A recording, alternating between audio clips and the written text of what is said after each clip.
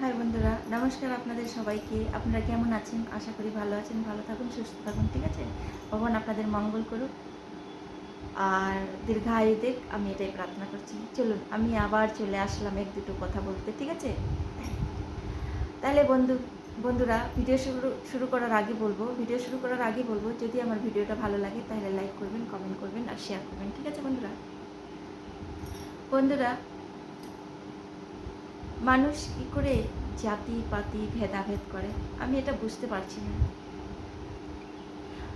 আমার বাড়িতে রোজ নেপালি বলুন, বিহারি বলুন, মুসলিম বলুন, সবাই আসে। আমি সব জাতকেই অতটাই ভালোবাসি যতটা নিজের জাতকে ভালোবাসি। হয়তো আমার মনে হয় তার থেকেও বেশি আমি ভালোবাসি, আমার নিজের জাতির থেকেও বেশি ভালোবাসি। আমার কাছে কোনো জাতিপাতি নেই, শুধু আমার কাছে নয়, আমাদের পুরো পরিবারটার কাছে এরকম।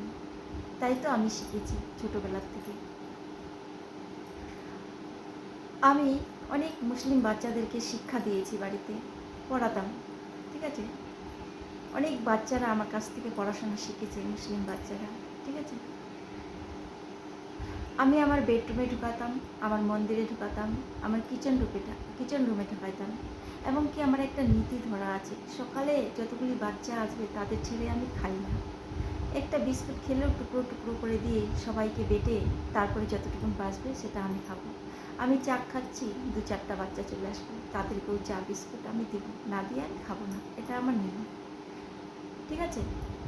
তো আমি কোনো জাতিপাতি মানি না, কারণ আমি এটাই জানি যে আমি একজন হিন্দু সনাতনী। তো মনটাকে খুব সুন্দর রাখতে হবে, কারণ মনটাই তো আমরা দেখব। আমরা কি নিয়ে এসেছি? যখন মায়ের পেট থেকে জন্ম নিয়েছি, শরীরে আমাদের একটা বস্ত্রও ছিল না, নাংটা জন্ম নিয়েছি, তাই তো? খারাপ ভাববেন না, এটাই না বাস্তব। এবারে যখন আমরা চলে যাব, ঘরে কত গয়না কাটি, সোনা, কাপড় চোপড়, জুতো অ্যাভেলেবেল, সব তো পড়ে থাকবে, টাকা পয়সা, বিল্ডিং বাড়ি সব পড়ে থাকবে।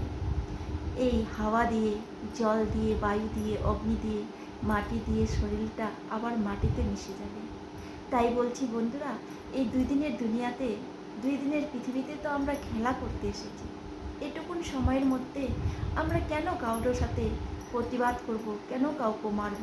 কেন কারো হাসি খুশি পরিবারে আগুন জ্বালিয়ে দেব? এটা আমাদের উচিত নয়।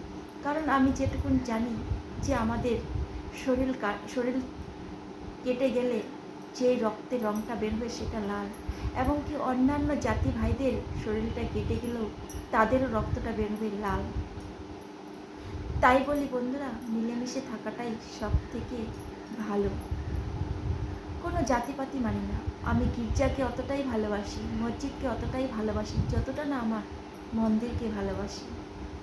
আমি নিজের বাড়ির ছেলে মেয়ে মা বাবাকে যতটা ভালোবাসি, তার থেকে হয়তো 3 ডবল আমি অন্যান্য জাতি ভাইদের ভালোবাসি। তো আপনারা কি ভাববেন? এটাকেই সুন্দর মন ভাববেন, না এটাকে খারাপ ভাববেন? কেন আমরা বিনা দোষে বিনা অপরাধে কারো সাথে অত্যাচার করব? কেনই বা কাউকে ঝুটা মিথ্যা কথায় ফাঁসাবো? কেনই বা কারো পিছনে সবসময় লেগে থাকবো? ভগবান এই পৃথিবীতে অনেক কিছু দিয়েছে আমাদেরকে, খাওয়ার কমই দেয়নি। জনসংখ্যা আমাদের হিন্দুরা খুব লিমিটে নিয়ে আসে। আমাদের পরিবারে সত্যিকারে কথা বলবো, যজন ভাই বোন আছি আমরা, পুরো ফ্যামিলিটা গুনে গুনে বাচ্চা নিয়েছে। কেউ নিয়েছে একটা, কেউ নিয়েছে 2টা। কিন্তু দেখুন, আমরা জনসংখ্যাকে বাঁচানোর চেষ্টা করছি, এবং অন্য অন্য জাতি ভাইরা 6টা 7টা 8টা 10টা করে জন্ম দিচ্ছে।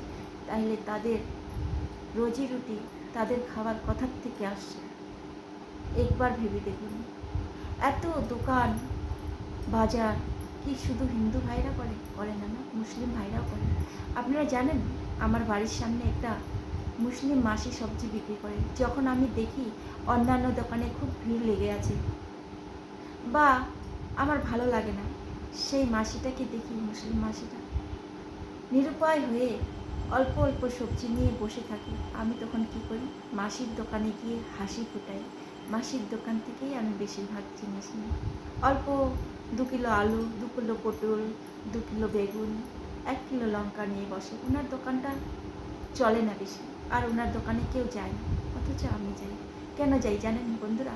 তার মুখে যেন একটুখানি হাসি ফোটে, সেই জন্যই যাই। যাই হোক বন্ধুরা, আমি এই জন্যই বলছি যে এই লড়াই যুদ্ধ, হিন্দুকে দেখে ঘৃণা, মুসলিমকে দেখে ঘৃণা, নেপালিকে দেখে ঘৃণা, বিহারিকে দেখে ঘৃণা, এগুলি সব ছেড়ে দিন আর সবাই মিলেমিশে থাকুন। ঠিক আছে বন্ধুরা, ভিডিওটা দেখবেন, কেমন লাগছে। যদি ভালো লাগে তাহলে লাইক করবেন, শেয়ার করবেন, কমেন্ট করবেন।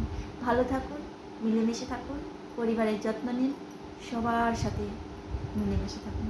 আমার আজকের জন্যে এটুকুই প্রার্থনা রইল আপনাদের কাছে। ভগবান আপনাদের মঙ্গল করুন।